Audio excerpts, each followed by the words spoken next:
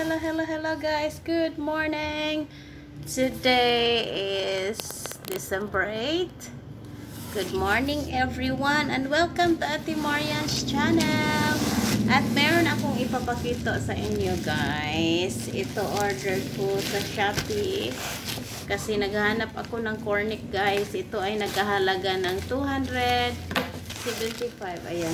Okay ha. Kasi nagsulat sila ng price dito. Kasi pag mostly talaga sa order ko walang price. Kaya minsan nakakalimutan ko. Pero nga ito 75. So let's check. Ito yung packaging niya. Ay, hindi naman. Okay lang naman to. Okay. Pagkain. Pero let's check kung maganda ba yung loob. Pero ang labas, pangit man. Pero tingnan natin kung ano ba ang nasa loob. Ayan guys. Tatlo siya. It's 275. Tatlong peraso. Ayan. Ayan. Ang ating na-order na cornet. Ang inano ko is garlic flavor. Ano ba to? Yes. Garlic flavor. Garlic flavor. It's all garlic flavor ang in-order ko. Ayan guys. So, ay! Nalaglag yung isa. Hindi ako makayuko. Kaya masakit pa yung tahi ko. So, ito na lang tikman natin. Muna. Kung masarap ba. Ayan.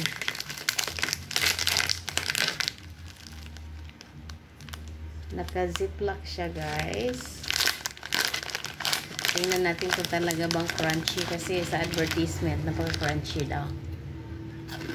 Ay, oo nga. Talaga naman. Talagang ambag ko ng garlic.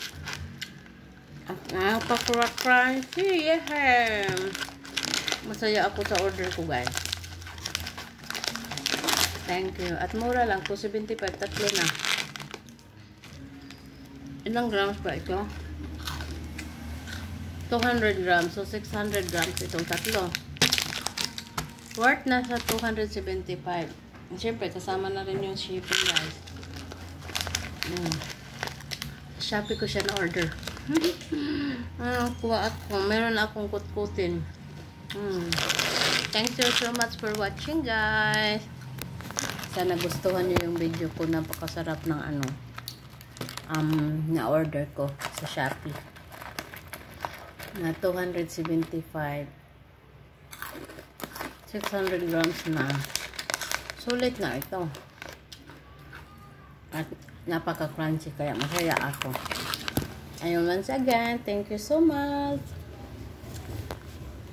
for watching guys. At sa mga bago sa aking channel, please do subscribe, like, and share. Ayun.